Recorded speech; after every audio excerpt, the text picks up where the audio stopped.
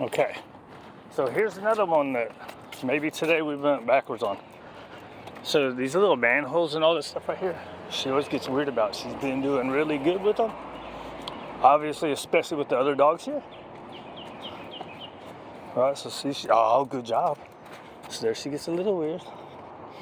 So I'll spin her around, get her back in the spot. Good. See, maybe it was my excited, oh, good job, right? But that's way better than before.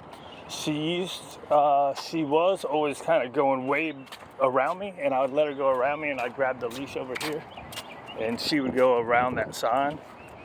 I just had to monkey around with the leash. All right, so now with a lot of those, she's still, right, so that was way better than she used to be with that stuff. But you see, she still wants to, that's what she does when there's something that weirds her out, she just wants to fly up. Right, so I just, when she hits the leash pressure, I just stand there. I usually, why did I keep going there? Oh, I kept going there because there was the two manholes, so kind of want to get out of Dodge, right? So I'll just get her back in the normal spot, right? I guess I could have just stood there. But she's better with movement, right? So at first, that's what I was doing, right? I would let her kind of fly, and I would stand there for a few seconds and then get going. But I've started just keeping on walking, right? Because now she kind of gets through it, and she's not pulling away from it, right? So before, what she would do is she would fly around there, and then she'd be kind of pulling away. So I'd wait till she settled down and got the tension off the leash, and then I would move. So then now I can just move with it.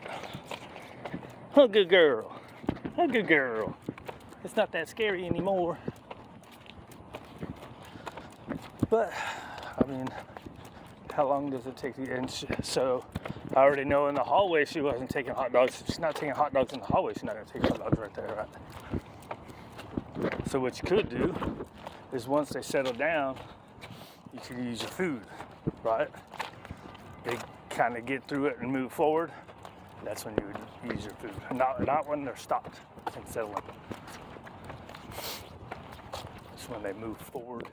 What they call reward bravery, right? So I used to would always, in that moment, try to shovel food in their face. Then I've tried to get a little more natural through stuff like that.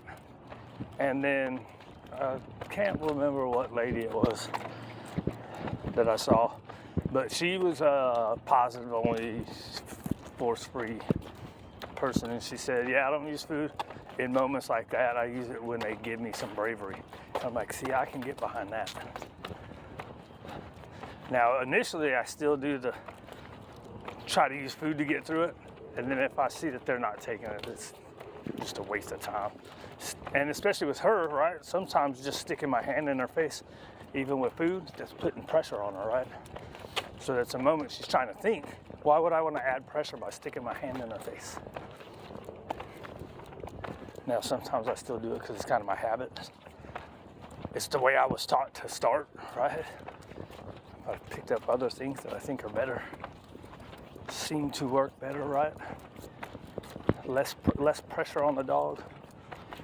And it depends on the dog, right? Another dog, maybe the food in that moment works better, right?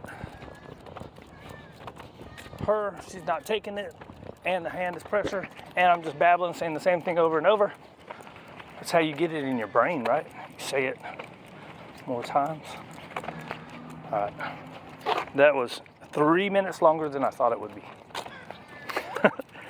Oh, why is it on a half? There she is.